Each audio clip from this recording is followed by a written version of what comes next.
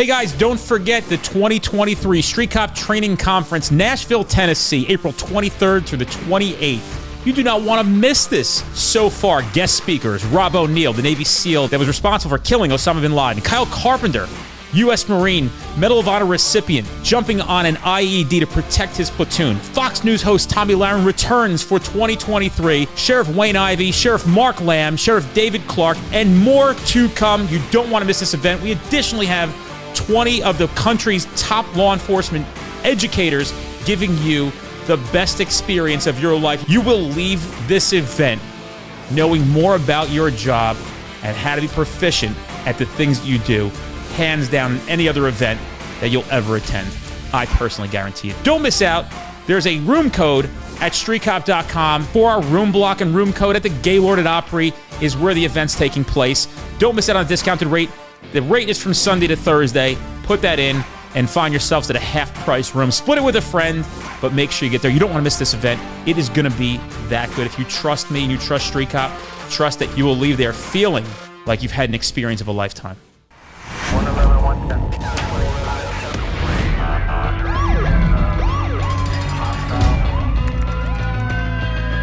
You training to be a street cop?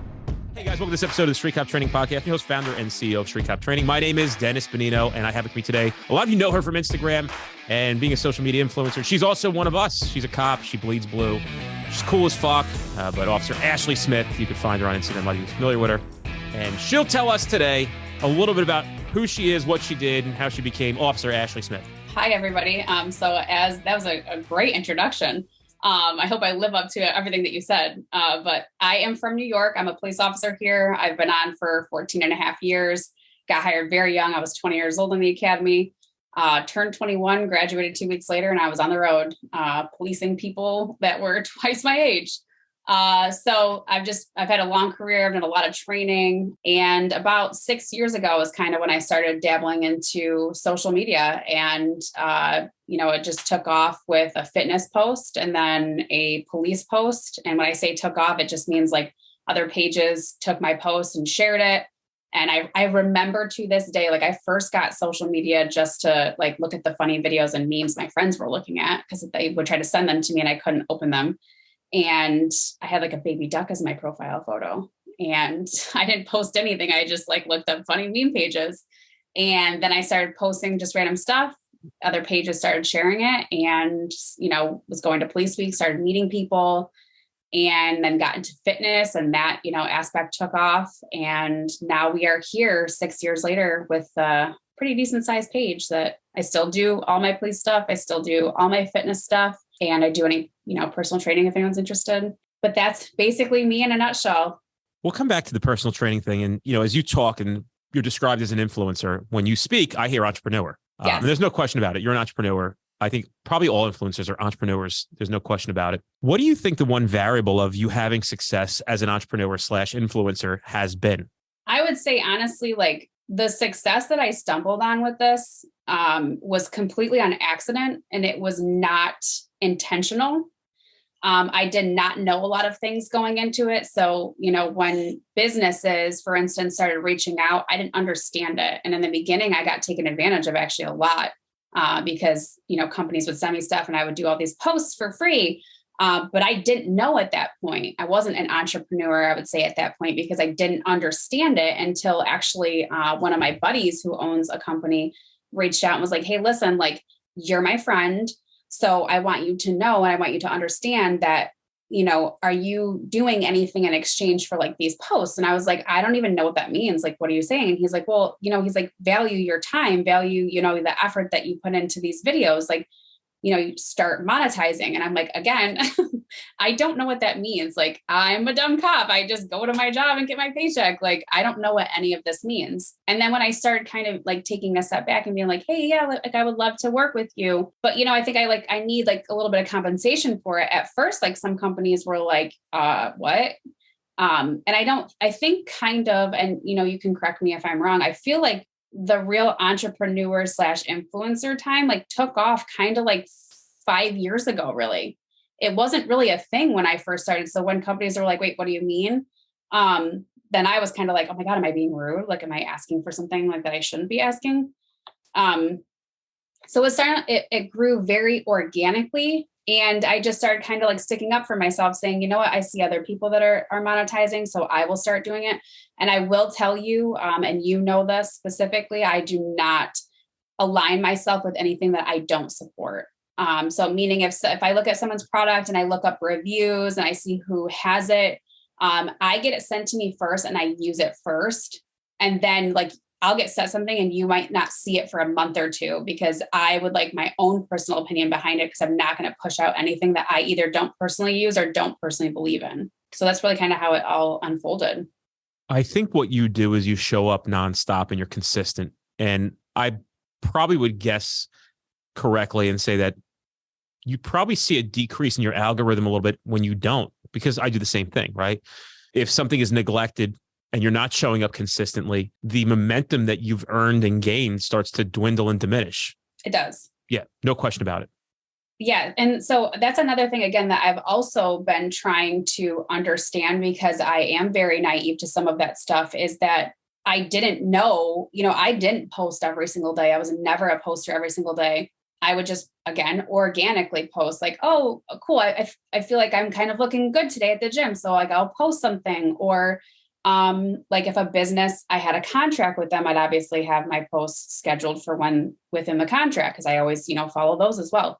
But it's unfortunate, because if you remember when a certain company bought another certain company, before they bought that company, there was never that issue. Like your following saw your content. They, it was always, it didn't matter what time, because your following could scroll down. Like it was always like time frame. Like if you post at 6 a.m, you'd scroll down to 6 a.m. when people posted, and then it would go based upon like the time frame of when people posted. It's not this posted 6 days later, posted, 3 weeks ago, and this post went viral from last month. So I feel like social media, I feel like as entrepreneurs and businesses, like you're always going to be behind the ball, because they censor you. They want you to pay for boosts. They want you, to do these things. So your audience doesn't even get to see you a lot of times. So I feel like now there's more pressure to post every single day, because if you don't, like the algorithm will just forget about you. And then, as of right now, I think maybe like 10% of my following even sees me,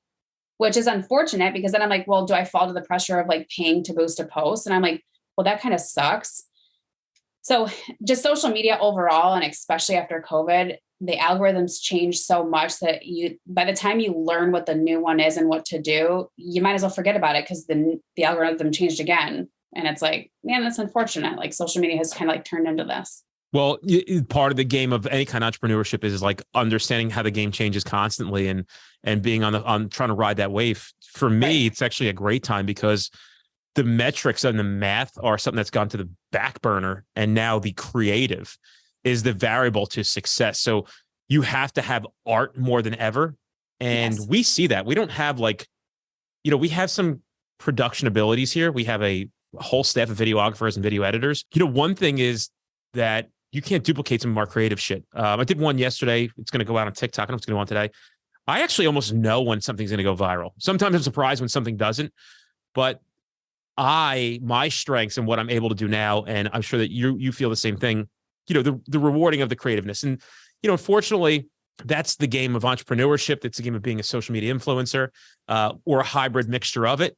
And, that's the game. You got to stay on the forefront of what's trending, what's important. But you've done a great job to build a big following. So what do you think people admire about you the most? Why do you think people decided to follow you? You have some context, and that might not even be your own. It might be some of the information you're receiving back from your general audience. This is going to go hand in hand with the most valuable part of being an influencer. I hate saying that term, by the way. I'm not going to lie. I don't like that term. I'm just me. And that's the valuable part about it. And that is why people follow me, I believe, because I'm authentic. The best compliment I have ever received to this day, and I give this example all the time, is I went to SHOT Show, and it was my second year in a row going to SHOT Show.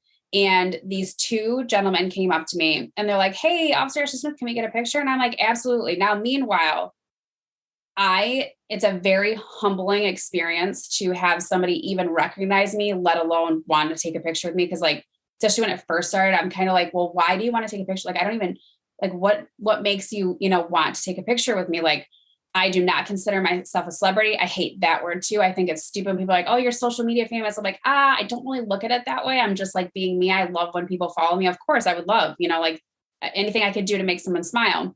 But these two gentlemen came up to me. I took a picture with them. We get done and they're like, hey, thanks. Like, we'll be back. We want to bring some like friends over. And I'm like, okay, cool. So I like stayed at my booth. I was at Falcor and they did a hot lap and they came back a couple hours later. They're like, hey, can we like chat for a minute? And I'm like, yeah, cool. And they came back with like 2 or 3 other people. And so I took a group picture with all of them and we get done. And I had no idea that they were meme pages that blast the gun bunny world. Have you ever heard of that comment, gun bunnies? So it's basically females that like take sexy pictures with guns. And if you notice, I don't have any of that. Like I did a professional photo shoot with Falcor, like it was all in their gear and stuff like that. But they aren't cops. They're not military. And they just, take photos with themselves of sexy guns or them sexy with guns. And I don't knock that. I don't care. Good for you. Anyone can post whatever they want to. It doesn't affect me. But they looked at me and they said, hey, we're with these 2 meme pages and we blast people constantly. And of course, like the look on my face was like, great, I'm about to be blasted. And they're like, no, you're not, because you look exactly what you look like on social media in person. You are personality wise exactly who you are on social media as you are in person. You're, nice, you're super kind, like you're humble, like you're hanging out here. Like, we just wanted to tell you that it's really refreshing to see somebody looks the same. Apparently the gun bunny world and influencer world on that aspect, the girls don't look the same. They have a lot of, makeup on, or, their, body type looks a little bit different because of angles or, filters and whatnot. And they were just like, no, you literally look the same. You act the same. You're super nice. And to this day, and that was probably like 4 years ago, to this day, that has been the best compliment I have ever received. And I hope to always, carry that with me, and hopefully everyone, thinks that with me. So it's the most valuable part, is influencing people that don't know me. They're strangers and they look to me for, guidance or, advice or just for a laugh. And on the same hand, what I think is most valuable about me is the fact that I am authentic. I am myself. And there are days that you're not going to like me. There's days that I'm going to look like absolute shit. But this is me. And I'm sorry if you don't like that, take me or leave me kind of thing. When you have attention, I think sometimes people misunderstand what your purpose is or what you're trying to do. And how do you view people who spend time casting hurtful, negative things your way when you're just doing your thing? How do I even put this? I think that people, especially meme pages that do nothing but hide behind a fake profile because they don't have the courage or the balls to come forward and be themselves, that make fun of other people for absolutely no reason other than apparently, that gets them off and that makes them happy, need to reflect upon themselves, because there's obviously something going wrong with themselves that they would want to do that and they would find joy out of doing that. I don't understand it. I will never understand it. I don't even think that it should be allowed. But what hurts even more is the pages that are law enforcement associated that attack their own. Because I'm sorry, I just think there's a difference between if someone handled a complaint wrong versus, if this cop who is working for an agency that allows them to post on social media and do TikToks and dance and do funny videos, if that agency allows them to do it, good for them. I hope they go viral. I hope they make some extra money on the side. Good for them. Why you as a person have to hate on that person and make fun of them and talk shit about them for what? Because you're jealous or you're insecure or because you can't do that? Like, here's the thing. When I post on social media, it's not during work hours. If it is, I've gotten permission. If you see my page, everything that is on my page, I have permission to do it. Everything. Otherwise, I wouldn't still be a full-time police officer, doing training, being the main FTO, going to conferences. I wouldn't be allowed to do all these things. I wrote down deep insecurity.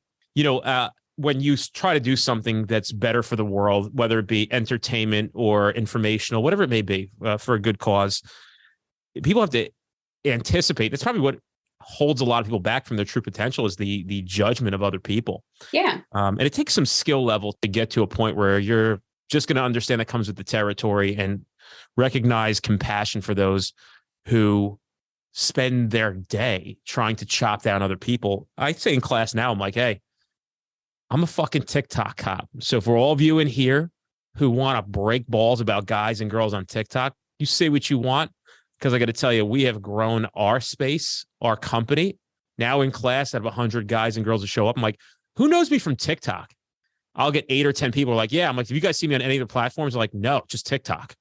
Or I'll get people like as soon as we started blowing up on TikTok, and in the sense of, when I say blowing up, I mean, we have, I don't know, 400,000 followers, 3 point something million views at this point. And that's where I do well on that, because it is a creative platform.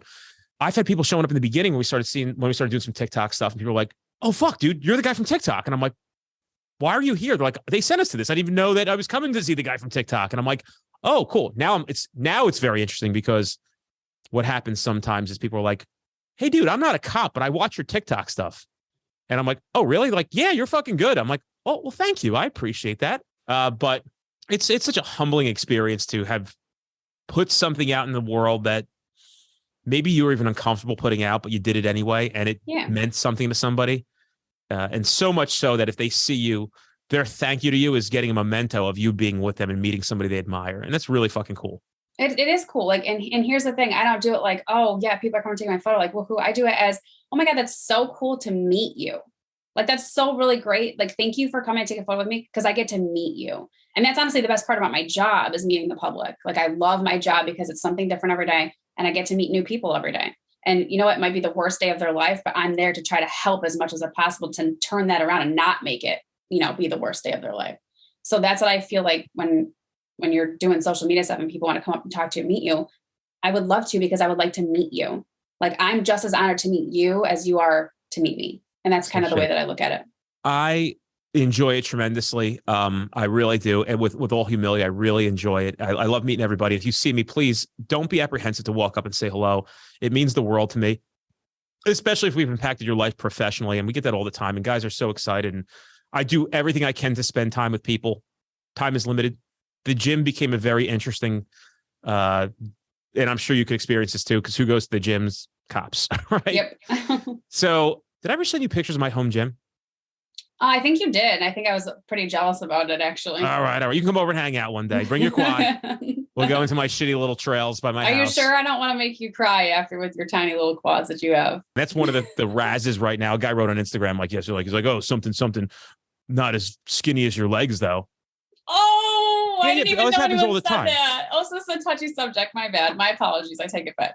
Yeah, I actually get sometimes, well, obviously on TikTok, I get murdered. I mean, every kid in his mom's half-finished basement is like, I literally get like, fuck you, pig. Nobody likes pigs. And I'm like, oh, okay. But you'd be the first, you would call me immediately if someone stole your little handle to your video game, buddy.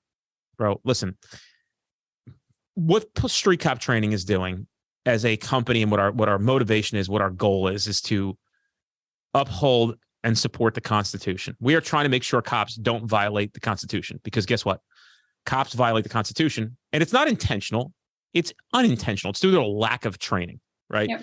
Yep. We want to spend our time, energy, and effort on things that matter the most. We want to teach cops how to behave more appropriately with compassion. We want to do all these things that all of you want to see out of the police, even including myself.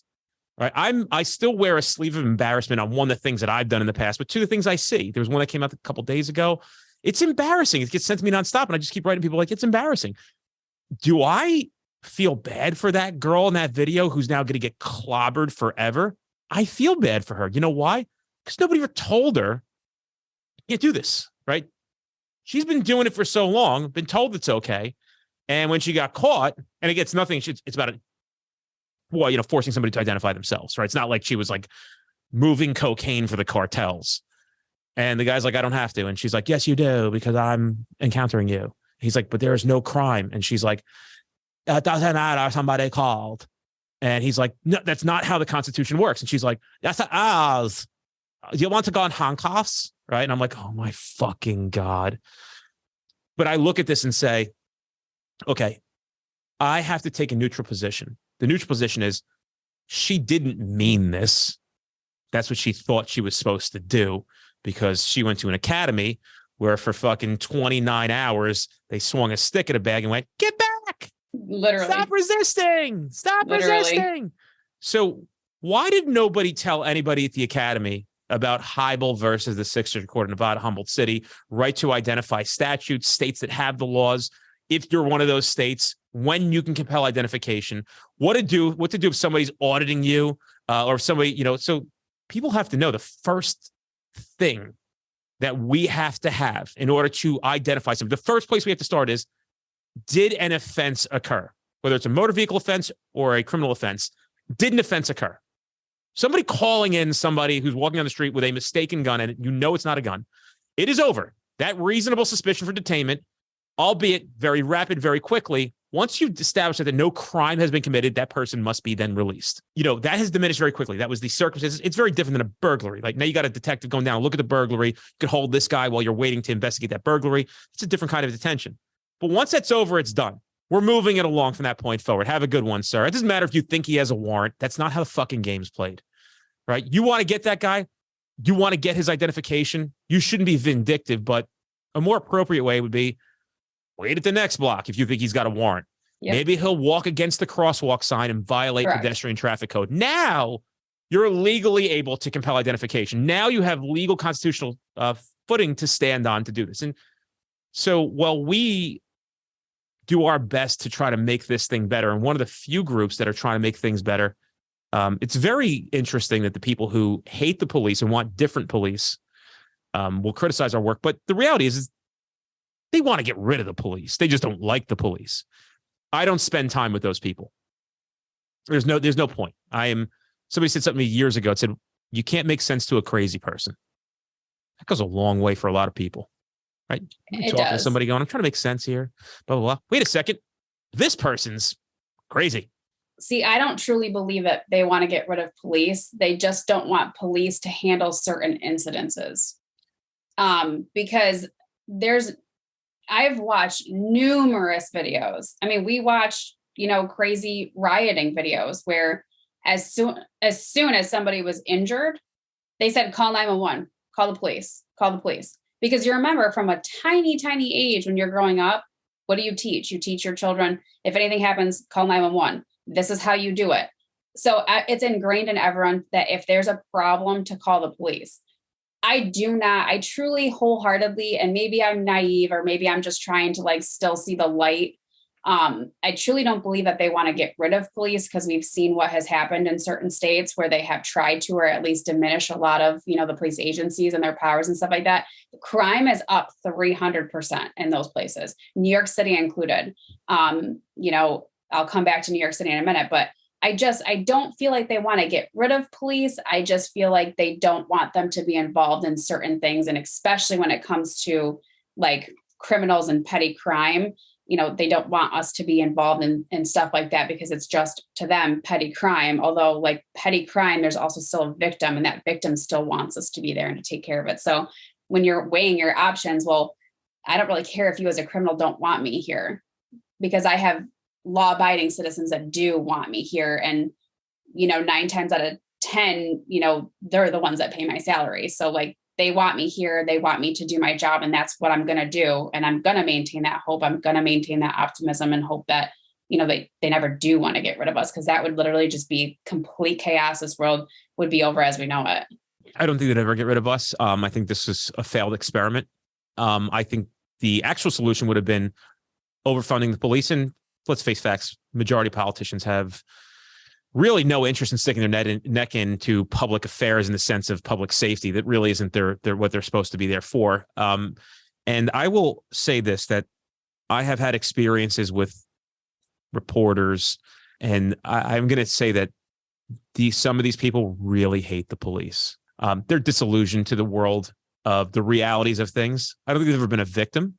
And I think they probably have a lack of understanding. And I've tried to have conversations with them, and I've learned my lessons. And I'm not one of those guys who really holds grudges, and I don't. But now at this point, I would be very, very, very apprehensive to speak to anybody from the media, even in an open, transparent format, because I'll give you an example. Vice Network called me and wanted to do a conversation. So we did a conversation. I recorded it. At the end of the conversation, I said, just so you know, I recorded this as well. And they had great interest just during the George Floyd riots. And so like a couple of days passed by. I went, hey, what are you guys going to do with that? You guys going to air it or anything like that? You guys want to move forward? Nope, because they couldn't edit it. They had no control over it. Because you I had the actual too. version of it. So what they did was eventually the program came out. They found 5 or 6 police officers that would agree with their position. So they sifted through all the cops they could find and found 5 or 6 men and women to sit down and feed into their agenda. And guys, let's face facts. There are very, very, very, very liberal cops in this world. There's not many of them, but they exist. And they are anti-police, but yet they're cops. It's pretty goddamn wild. And again, I'm not saying pro-cop or anti-cop. I'm saying if there has to be a solution, let's work towards that. Let's not sit here and throw mud back and forth across a fucking line at each other and try to knock down each other's castles. We have an objective. Every cop wants to be great, right? Every cop wants to have the good training, wants to go out and not do this job badly. So let's enable them to do that and let's give them a chance. You know, I don't know what else to, but they do. There are some people out there who really hate the fucking cops, like genuinely hate the police.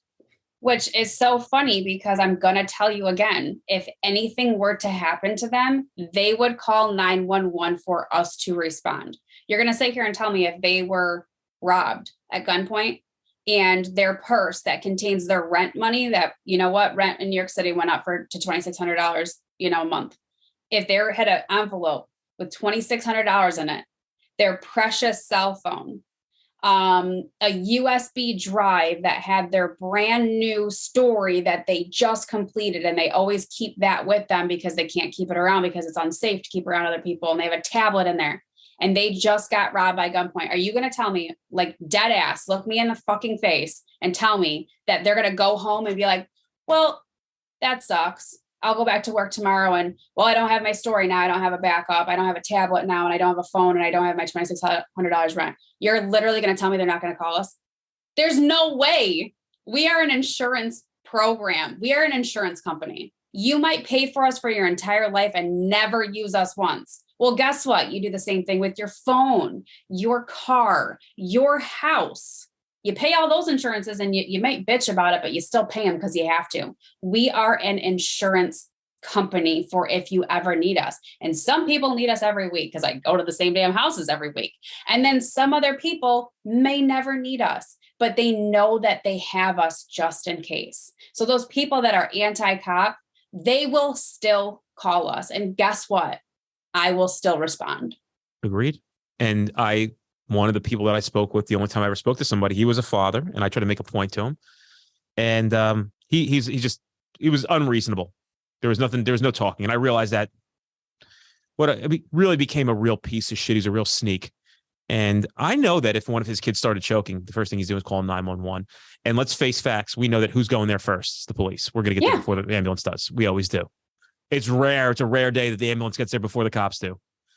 And what I'm saying is, you just defunded a guy who couldn't go to training to learn how to do the Heimlich maneuver or a training course that we give on catastrophic. We have a class called medical tactical training, right?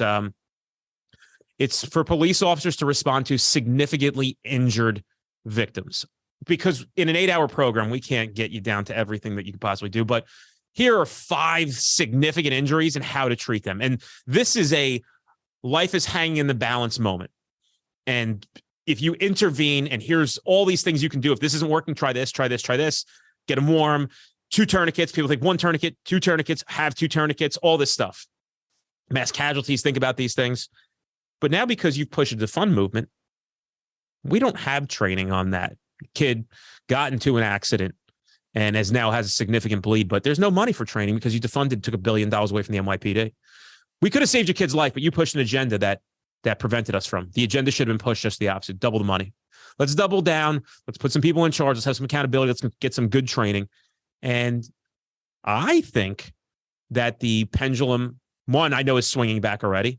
Yes. And I've never seen it swing back before in my life. By the way, I'm shocked that it is. But two, at some point, there's going to be an overfunding of the police, and they're going to really understand what the solution is going to be. And that's where street cop training is going to shine.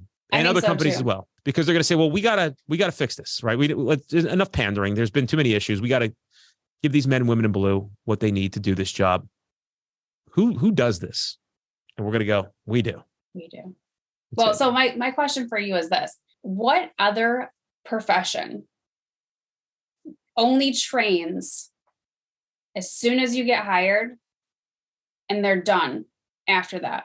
What other profession does that? Because like I'm friends with teachers that go to conferences nonstop. They go to training nonstop. Nurses, doctors, training literally nonstop. This is the only profession. And I still have some old timers that are around that are like, no, literally, like we do firearms training now once a year because we have to, but otherwise it's only required one time when you get out of the academy. We are only required to go to our academy, and that is it. And by the way, that academy is useless. Shit. Yeah. And everybody knows it. It is. Everybody knows it. So it's like, if you actually sat down with people, and, you know, I wish we could sit down more with like our local politicians to be like, listen, this is what's required of us. You get a 6.5 month academy, and then that's it. What other profession does this? Can you name one? I mean, you get McDonald's employees, and nothing wrong with McDonald's employees because, you know, sometimes I stop at there and I really like McDonald's, but even though I'm still yoked. Oh yeah. I see that. They get training. They literally get training. And it might be something where they have to sit down behind a computer every year, but they still get training that they are required to do. So why is it that you take me and I put my life on the line every single day? Every single day, I voluntarily do that. And you don't give me training constantly, nonstop. That's a problem. You want us to be these perfect people when we have case law coming out. We have new laws that change in New York State every freaking month. We put a new law out and then it gets retracted or an old law gets changed. And it's like, but then you want us to have this stuff memorized when we don't have, you know, training that goes with certain things. Like that's when you actually break it down, and people, like, we do a Citizens Police Academy, which I absolutely love. I recommend every single agency do it. Our citizens in our area, now we've gone out to allow anybody that can come to it. It's literally a 6-month program, and it's only once a week or once every other week, where they literally come and they learn about what we do. They learn about the laws. They learn about daily patrol. They learn about, you know, our academy and like what we do on a daily basis. And every single person that sits in the room, their minds are blown with everything that we do. We're responsible for the things that we respond to, that they're all just like, you guys need more training or you need more funding. And it's like, my gosh, I wish we could just take everyone and be like, this is what we're screaming for help. And instead you guys defund us to give us less opportunity to get more training, but you want us to become better police officers with less money. Like, what are you talking about? Like it costs money to take an entire shift off the road to train. You have to you take those positions, and it doesn't cost them any more money because they're already getting paid, but you got to backfill all those shifts. Like, it's not just, hey, you know what, train your department. Like, no, it costs money. Everything costs money. Crazy is that we get the least amount of training in a job where literally every day you show up and you could die. Yeah. Like the likelihood of that happening is so much more significant than you being an insurance broker. Correct. So, well, you know, you could die on your way. Like, yeah, things happen, right? People are dying right now as we speak. But tell me how many insurance brokers annually get murdered doing their job. Tell me about how many landscapers get murdered, not it was just a casualty, it was an accident, construction worker slipped and fell, it was an OSHA thing. No, I'm talking about premeditated, conscious decision to take another human being's life. And we are up against that every single day. And you don't know where you are and when it's going to happen. And unfortunately, it's going to happen again anytime soon. Yeah. And yet you're sending us out literally to die. You're sending us out to die. It's just enough, right? We're just not going to stand by and watch it happen anymore. And people can criticize some positions, and, you know, people understand why I can't do it for free. They don't get it. I do as much as I can for free. Like, that's real. I do as much as I can for free. with understanding that if I want to actually have impact, I have to procure revenue as a company to grow, to have larger and more sustained impact. If you like what I'm doing and what I'm saying, I appreciate everybody continuing to get behind me, because I'm the guy that I think has the chops, the fortitude, and I've surrounded myself with the right circle of people to push forward. And we're here for you. I can only do so much for free. And guess what? If you got to pay for something from this company, it's a screaming deal. It's a smoking bargain. You'll have a whole different career for somewhere between $199 to $299. And what's your life worth? This is not an opportunity for me to, but understand where it comes from. We had a girl who asked in the group on Facebook, and I approved it. And I didn't know she was going to get murdered. I didn't do that for that purpose, because I responded back to her. And she said, how come y'all's classes are so expensive? And we went into it. And the first thing I said was, how many of you spent $60,000 to $100,000 on a college degree that's useless? Yeah. Right. So, you talk about professional development.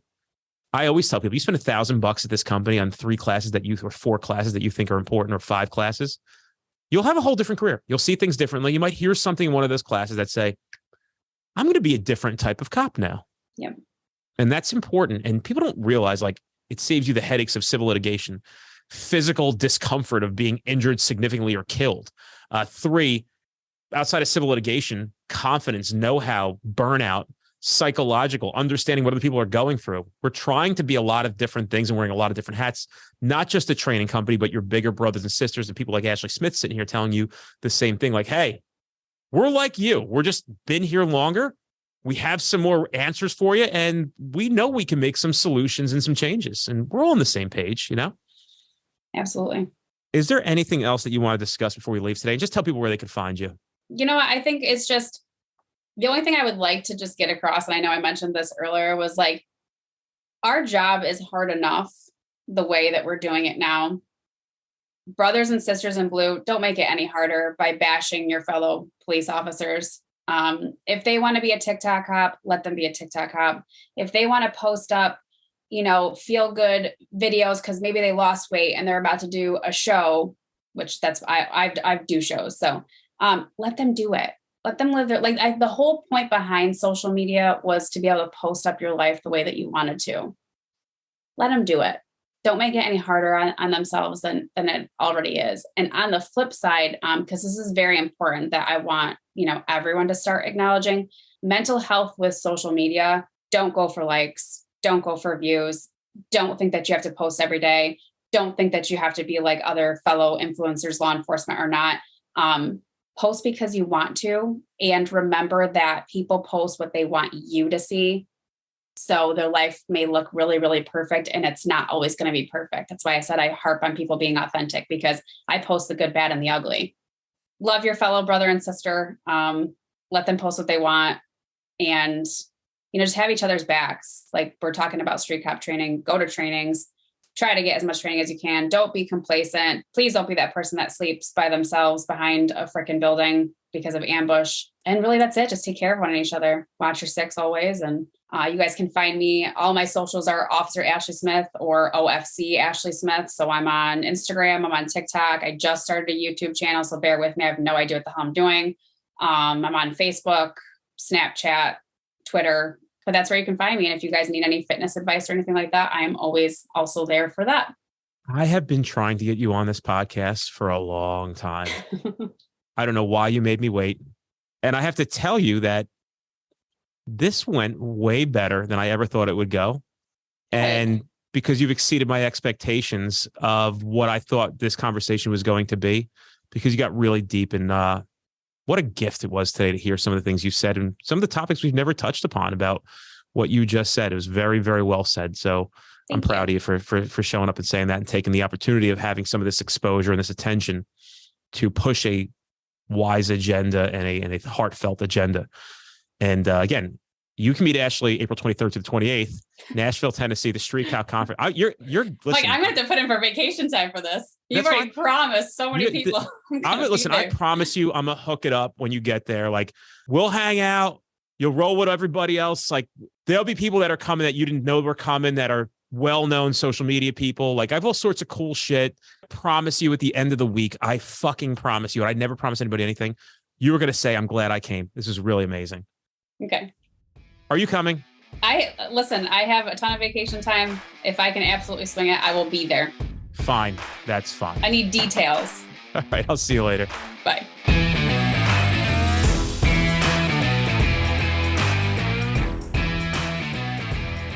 Guys, if you're in an area where you're trying to get to our classes, but we're not close to you, fret not. We actually have on-demand training at streetcop.com. You can take that course online right now, and then you could attend that training in the future at no additional cost. You can redeem your voucher, so you get 2 for the price of 1. We don't want to deny you the ability to take this training now, especially knowing that it can keep you safe at a very minimum, putting bad guys in jail where they belong, and at the maximum going home to your family. Check out streetcop.com for that offer.